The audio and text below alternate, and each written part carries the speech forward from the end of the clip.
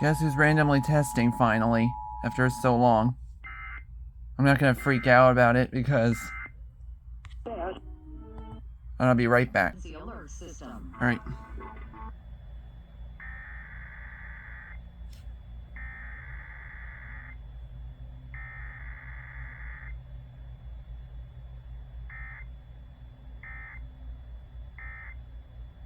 Testing its emergency alert system equipment. The EAS will provide timely emergency warnings.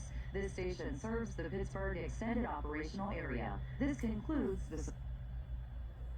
I was waiting for them to randomly test, by the way.